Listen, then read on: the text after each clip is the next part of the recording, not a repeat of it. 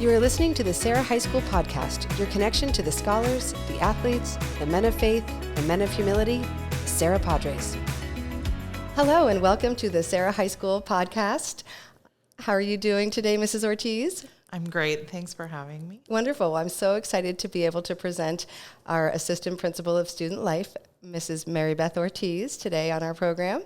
Thank you. Yes, my name is Amy Strain, and I'm Sarah's Director of Marketing and Communication, and I'm pleased to have you here. This is our opportunity to kind of showcase all of the things that Serra High School is doing right now, and one of the ways that we're hoping to do that is to have the different heads of the departments and some faculty members, teachers, students, and just kind of showcase our school in a new light. So, well, perfect. I'm excited to be here. There's Wonderful. Lots going on. I'm sure there is. Well, I can't wait to get into it. And so why don't you tell us just briefly, like, how long you've been here at Serra and kind of what your experience is. I know that you're married to a Padre, and so I'm sure that you have a lot to tell us about your history here. I am.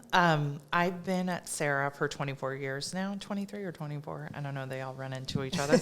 I started teaching algebra and math, and then after that, I dabbled in student activities a little bit. I was student activities director and senior class moderator, all that good stuff, and department chair for world languages. And then I moved over to administration as the assistant principal for student life. Awesome. And about what year was that? Like 16 years ago. So a long time ago. Awesome. So you've seen a lot of changes then. I mean, that's, a decade and a half, right? So yes, it's been a long time. So when I first came, I just remember I was 23. And so walking through the doors with this sea of 1,000 boys was so weird. And it's amazing. Everybody's like, you work with all boys? It's different. Yeah. It's different, but it's amazing. I love being with all the boys and just seeing the growth that happens from when they walk in 8th grade, and then they shadow and they do all that good stuff. And then just seeing them from their 9th grade to graduation, the growth is insane, and it's really exciting. But it's awesome transformation to see. Mm-hmm. So what exactly drew you? I mean, at 23 years old, you're out of college, you're a credentialed teacher. Like, what exactly drew you to did you have familiarity with Serra? I did. I went to SI, but I married a Padre, so I told the boys we're okay. Do I respond? No, I'm kidding. We love SI. I'm kidding. But I did. I went to Our Lady of Angels in Burlingame, and so I would come to games and different things here. My brothers and sisters went to swim school here and things like that. And my baby sister went to Notre Dame. So it was always here, but, and I knew I wanted to teach, but it wasn't until I met my husband and his group of friends that I knew Serra was where I wanted to be. Because they all went to different grammar schools, and they all came to Serra, left, went away to different colleges. But when they came together, there's just this amazing chemistry, and I wanted to be a part of a school that did that for their students. So that's when I applied for Serra. Excellent. And did you immediately see that same kind of, we call it the Brotherhood here, right, of course, but it's really just that, familial connection among students. Right. And I had not experienced that for myself in high school. And so when I came here, it's hard to name it. You're not able to say what it is until you live it. But there's something magical, I think, when you walk in those doors, because everybody does love and take care of each other, and there's ups and downs, and it's really easy some days and it's really difficult some days. But at the end of the day, we're all Padres and take care of each other, and that's the difference. That's amazing. And we're talking about, your husband, Ron, was in class of 91. So yes. If that's something that you've seen over, that long of a duration, right, then I'm glad that it still exists today. So. It does. It's pretty neat. We all, actually a big group of them from the class of 91, we go camping every year, not since COVID, but there's a ton of us. And there's some Mercy girls and some Serra boys and all their families, and it's been a great experience. It's really fun. Sounds like an awesome tri-school, community of people. That's really cool. And I still see that now with, my daughter goes to Notre Dame. I just see that connection. It's so cool. Right. Awesome. Well, so, in your 23 years, I'm sure we could actually have 23 podcasts, probably one for each year to describe all of the things you've seen. But I know that these last couple of years have been extremely challenging. As the assistant principal of student life, you're not only in charge of everything non-academic for students, but you've also been handed the wonderful role of being our COVID expert.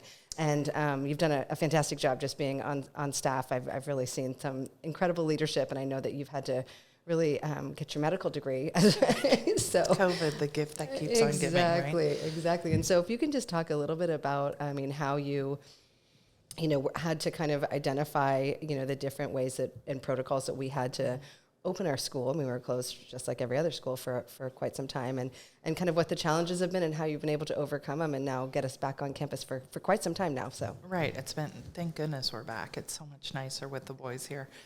I think at first it was scary for everybody. I mean, I have kids, you have kids, and you have them home and you want to keep them there and you want to keep them safe. And I think that was everybody's initial reaction. And it was really nice to be home with them at first and watching them learn and grow. And then it kept going and going. Ended. And then you see, how much they miss school and how much our boys miss school, how much we miss the boys.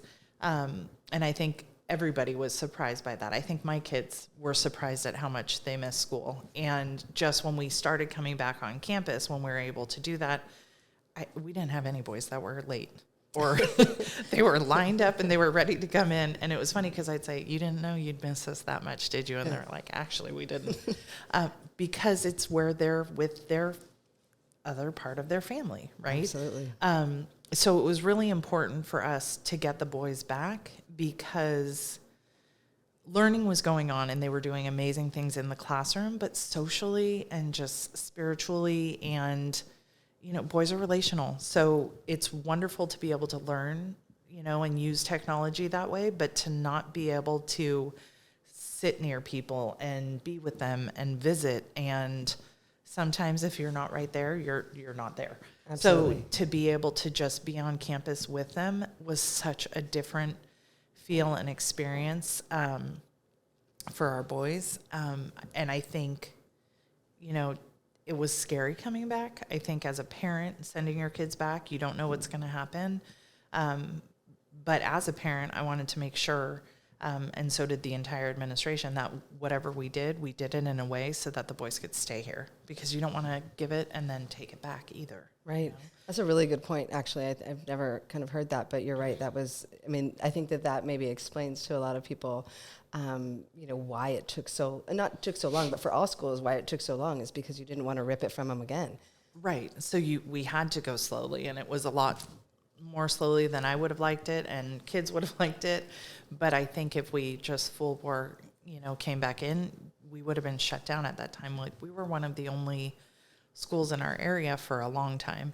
And so you want to preserve that because you see all the growth that happens, right. Like from 9th grade to 12th grade. But when you miss 2 years of that, that's significant. Right. And so we needed to get them back here, not because learning wasn't happening, but there's a different kind of growth when you're in person and we see accountable, that, right? Held accountable, and just the human connection in general, right? Oh, for sure. That's great. Well, absolutely. Sarah did a great job, of getting the kids on campus in the summer, prior to school and just for athletic training and just for connection. And Justin Ferdinand was great with absolutely, that. Absolutely. And you guys did just a great job with onboarding everyone. And now that we are back, I know that we continue to update our pandemic framework and make sure that we are following all the new protocols. And I'm sure that that's like interpreting another language each time they come out with one.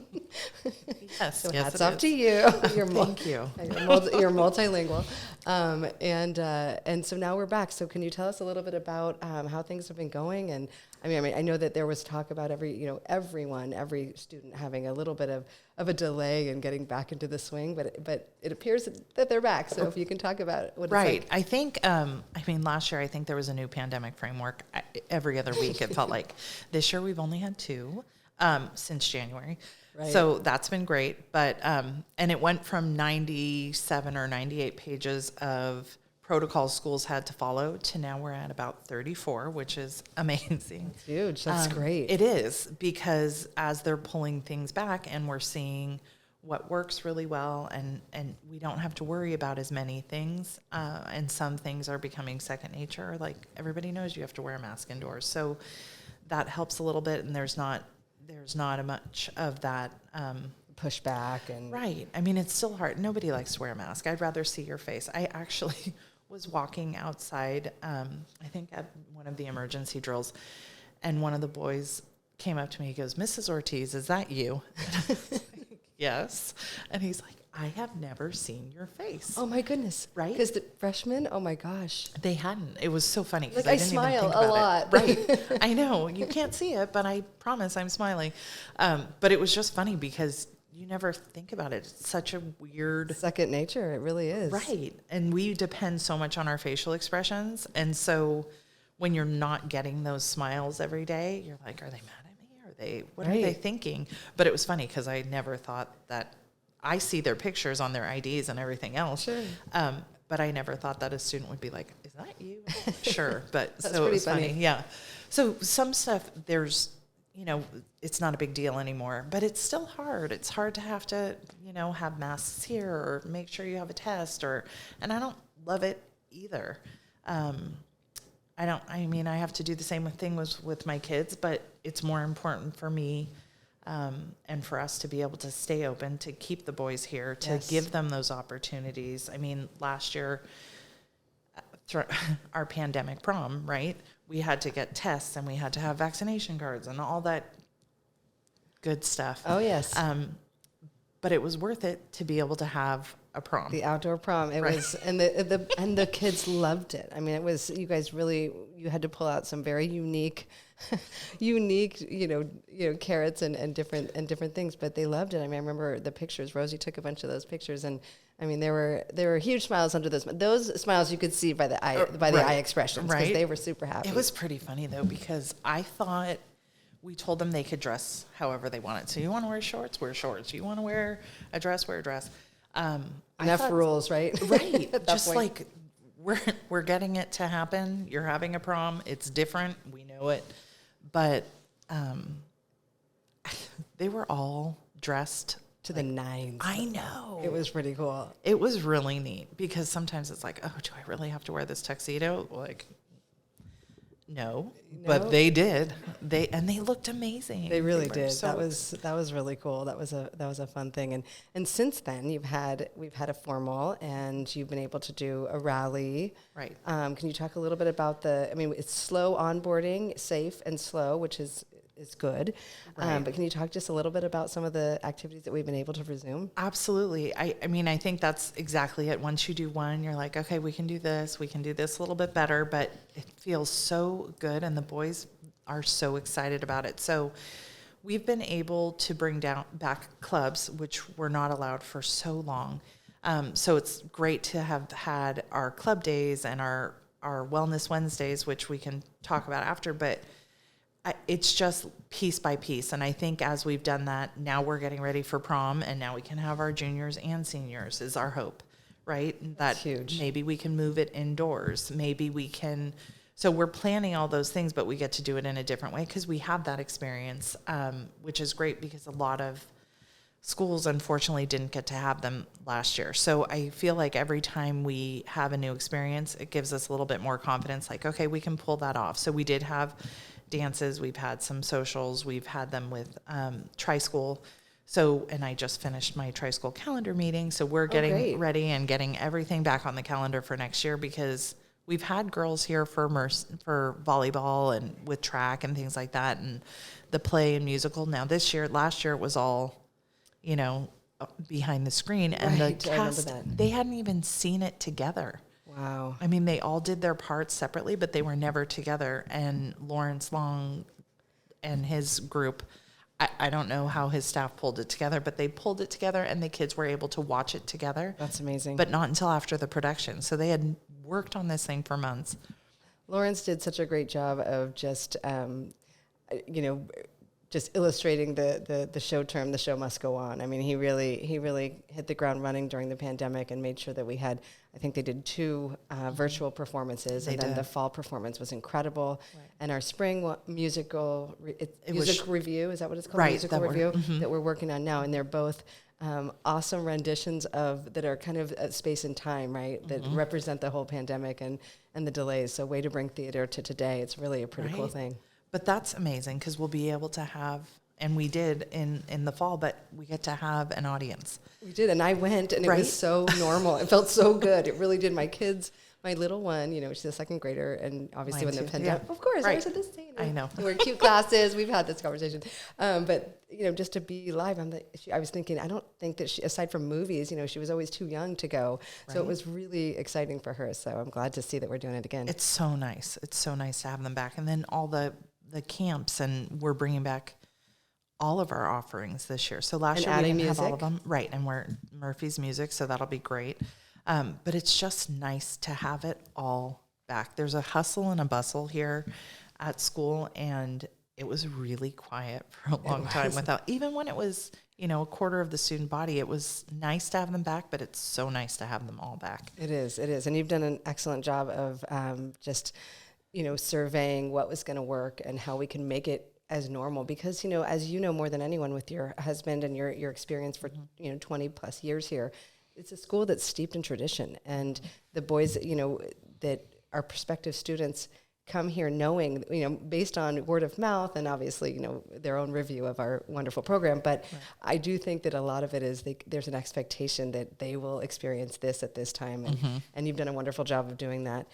Before we move on, though, I think that maybe one thing I didn't do at the beginning of our podcast is just introduce, completely, what are you in charge of in your role as assistant principal of student life?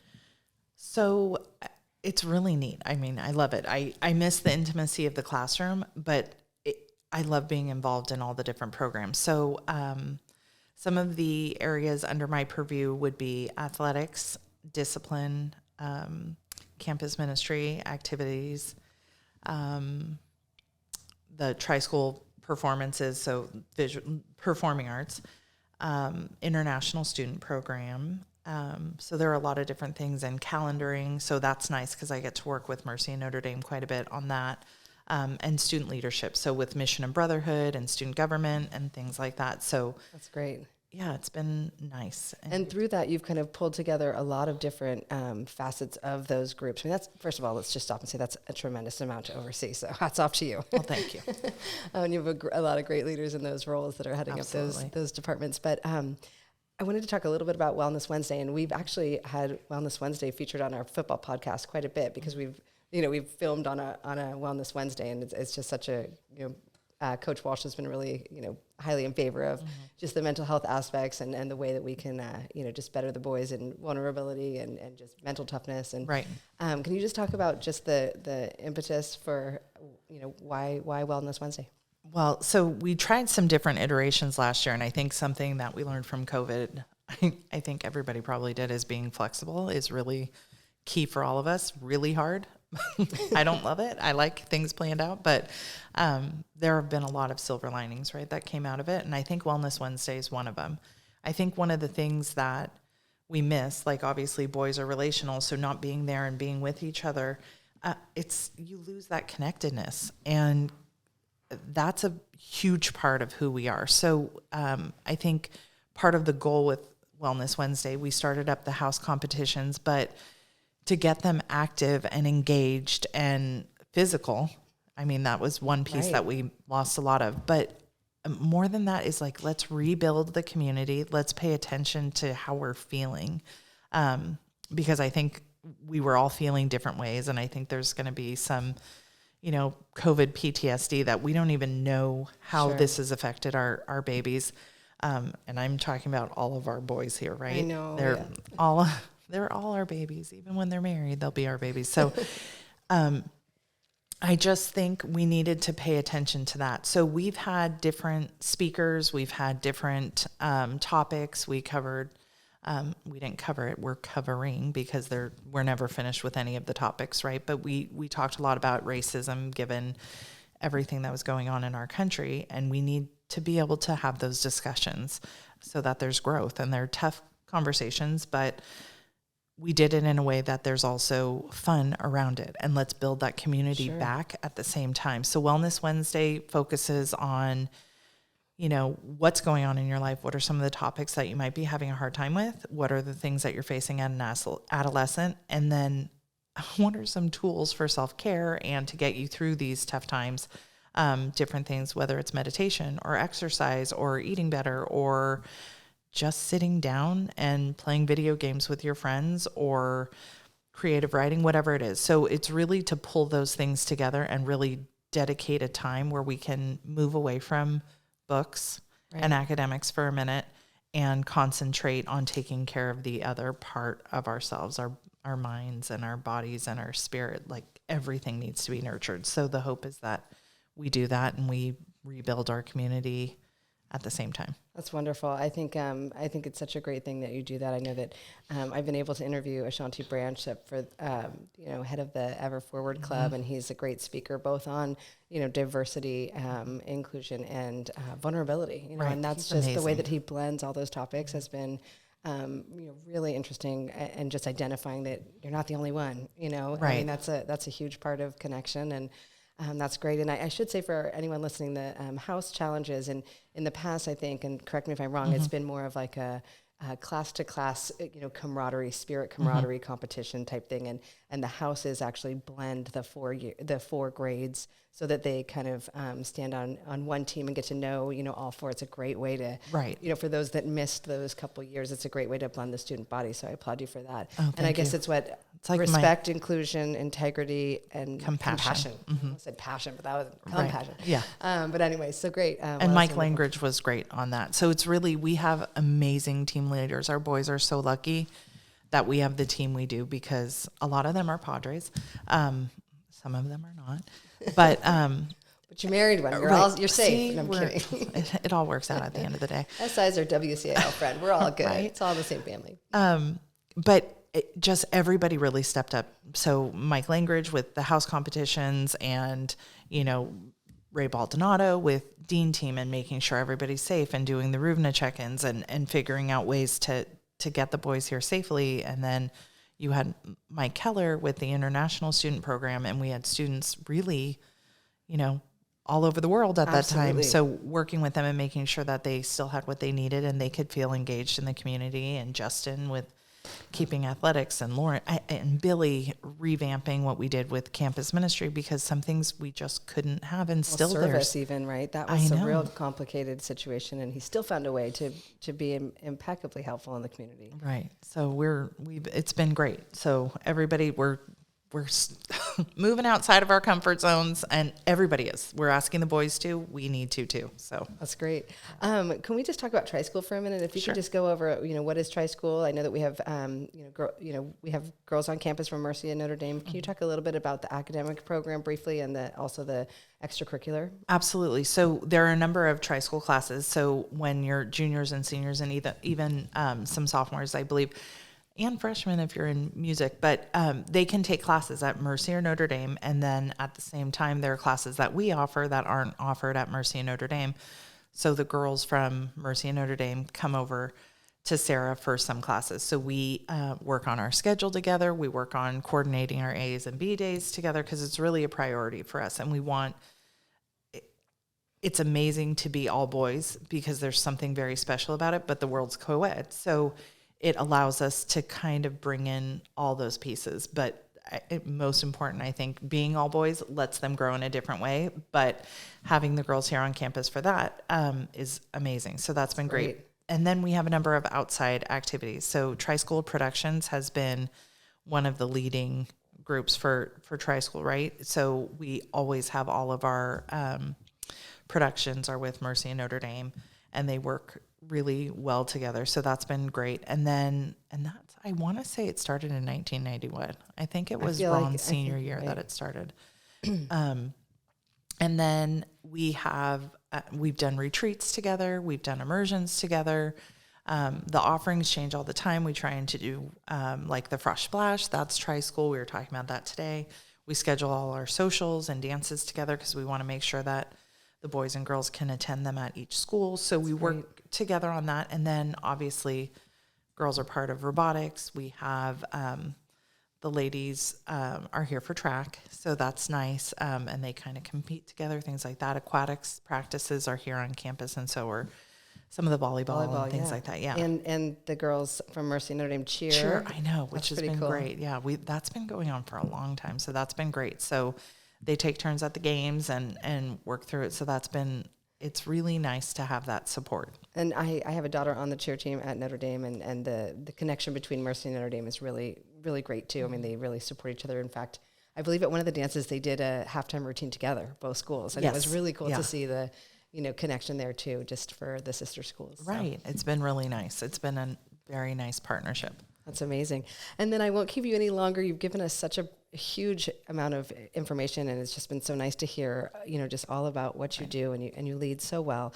But I just, overall, what's the temper in the classroom, on the halls, on the field? How are the boys doing? I mean, now that they're back. I think now that they're back, I think it's a lot better. I think there's just a buzz in the hallways, and I think they're excited to be here, and I know we are so excited to have them back. But I think as things get more and more normal, I just think that the spirit continues to grow. So they're so excited about the jungle game coming up and different things like that. So we're on our way. It's really nice. Really awesome. nice. Well, does the feeling kind of mirror some of the earlier years that you remember? Are you kind of seeing that spirit come back? Yeah, they're our boys, and they're so excited, and they love being Padres, and they love each other. And it's so nice. It's so nice to have it back. That's great. Well, I want to thank you for your time, and I want to thank you for just all you do for all of the boys here. You make this school so much fun for them, and you just keep us all in line and in order. So thank you for your time. I appreciate it. Thank you. All right, it was great. Thanks again.